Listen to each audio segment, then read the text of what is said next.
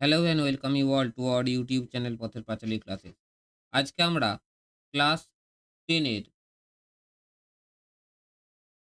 First internal evaluation অর্থাৎ প্রথম summative এভ্যালুয়েশনে জিওগ্রাফির যে কোয়েশ্চেনগুলো হওয়ার সম্ভাবনা আছে সেইগুলো সম্পর্কে ডিসকাস করব।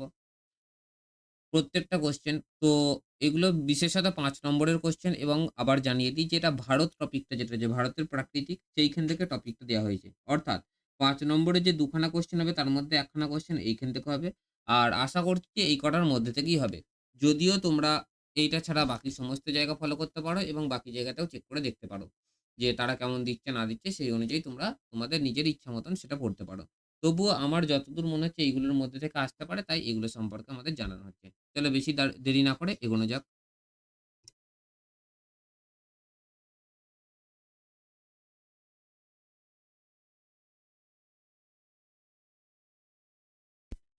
চলো শুরু করা যাক। আমাদের ১ম টপিক।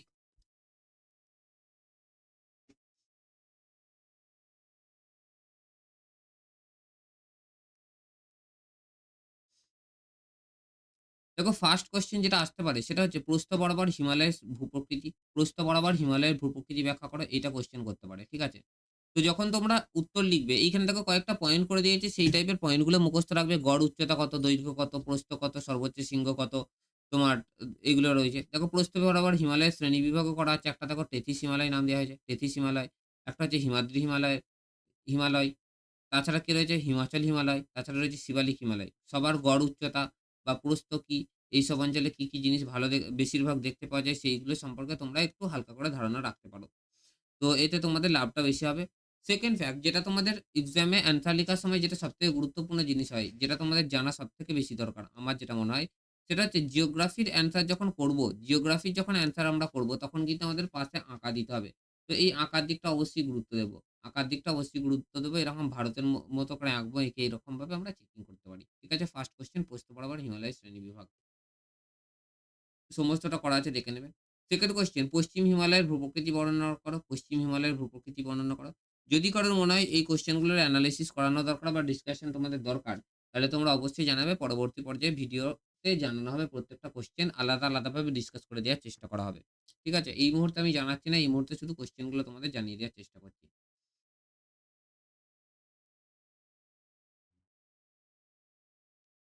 এরপরে যে টপিকটা আছে সেটা হচ্ছে যে কোয়েশ্চেনটা সেটা যেটা আমার মতামত আসতে পারে পরীক্ষায়, সেটা হচ্ছে তোমার পশ্চিম হিমালয়ের ভূপ্রকৃতি। পশ্চিম হিমালয়ের ভূপ্রকৃতি বর্ণনা করতে বলতে পারে।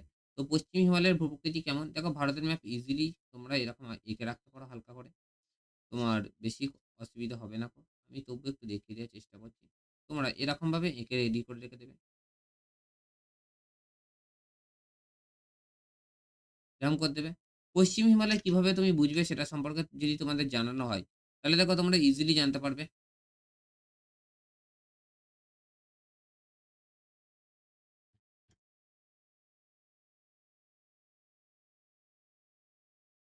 তো এই দিকটা উত্তর দিক, এই দিকটা দক্ষিণ দিক, এই দিকটা পূর্ব দিক, এই দিকটা পশ্চিম দিক। তাহলে একটা অ্যাকিউরেট হিসাব করলে এই এরিয়াটা, এই দিকেরটাকে তোমরা পশ্চিম হিমালয় বলে ডেডিকেট করতে পারো। ঠিক আছে? পশ্চিম হিমালয়। এটা ডেডিকেট করতে পারো। এই কোয়েশ্চেনটা আসার চান্স আছে। তো যদি মনে হয় যে ডিসকাস লাগবে অবশ্যই জানাবে। পরের প্রশ্নে চলে যাই। পরের প্রশ্ন হচ্ছে ভারতের উপকূলীয় সমভূমির সংক্ষিপ্ত বিবরণ দাও। ভারতের উপকূলীয় সমভূমি কোনগুলো হতে পারে সেগুলো বুঝে নিই।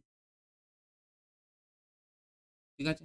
একটা আইডিয়া করে নেবে ভারত, ঠিক আছে? নিজের মতো করে এঁকে নেবে। উপকূলীয় সমভূমি ধরো এই এরিয়াগুলোকে বলা হবে। এই এরিয়াটা।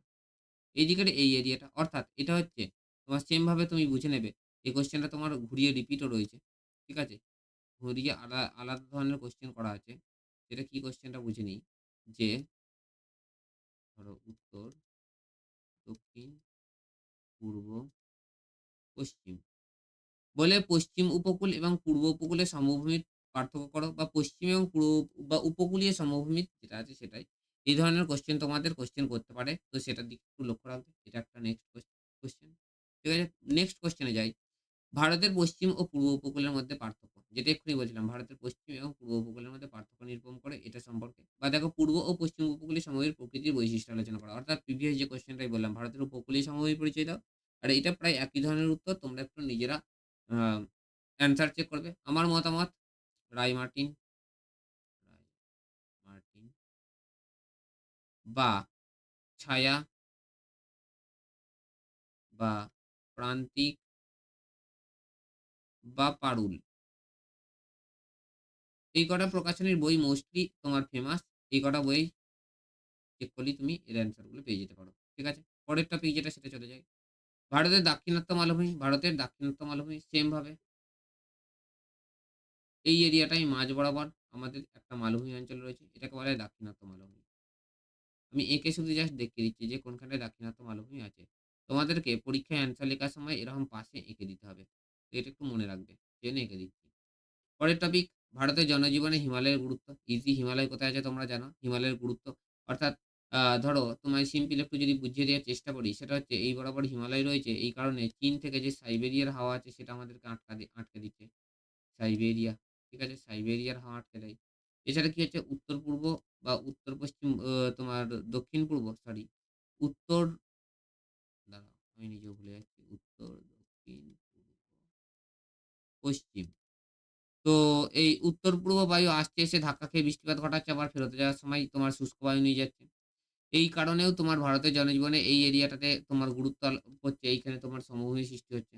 তো এরকম অনেক ডিসকাশন আছে একটু ডিসকাস করে নেবে। আমি শুধু জাস্ট কোয়েশ্চেন ডিসকাস করছি এবং একটু কনসেপ্ট দিচ্ছি। ভারতের জলবায়ু অঞ্চল থেকে যে কোয়েশ্চেন হতে পারে যে ভারতের জলবায়ুর উপর মৌসুমী বায়ুর প্রভাব প্রচুর গুরুত্বপূর্ণ। Very, very important. ঠিক আছে? পরেরটা কি ভারতের জলবায়ু নিয়ন্ত্রক ভেরি, ভেরি ইম্পোর্টেন্ট ভিপিআই। এগুলো প্রচুর গুরুত্বপূর্ণ কোয়েশ্চেন করে নেবে। পরের ভারতের দক্ষিণ-পশ্চিম মৌসুমী বায়ুর আগমনকাল এটা অতটা ইম্পোর্টেন্ট না হলে স্টার মার্কস দিয়ে রাখছি। ভারতের উত্তর-পূর্ব মৌসুমী বায়ুর প্রত্যাবর্তনকাল এটাও গুরুত্বপূর্ণ। নদ-নদী থেকে যেটা এটা প্রচুর ইম্পোর্টেন্ট কোয়েশ্চেন। আমার মতামত এটা 95% সিওর পরীক্ষায় আসছে। উত্তর ভারতের নদ-নদী ও দক্ষিণ ভারতের নদ-নদীর মধ্যে পার্থক্য আলোচনা করা। এই কোয়েশ্চেনটা গুরুত্বপূর্ণ। সবাই একটু করে নেওয়ার চেষ্টা করবে। ঠিক আছে?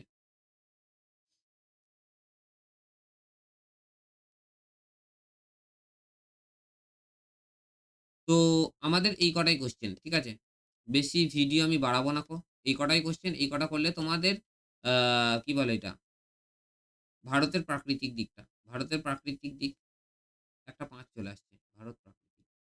আরো আছে আমাদের কোয়েশ্চেন ৫ এর সেগুলো আমরা পরের দিন ডিসকাস করব। আজকে এতদূর পর্যন্তই। যারা নতুন আছো অবশ্যই সাবস্ক্রাইব করে দেবে এবং ভালো লাগলে একটা করে লাইক করবে। কমেন্ট সেকশনে কমেন্ট করবে। বন্ধুদের মধ্যে বেশি, বেশি করে শেয়ার করার চেষ্টা করবে। ধন্যবাদ।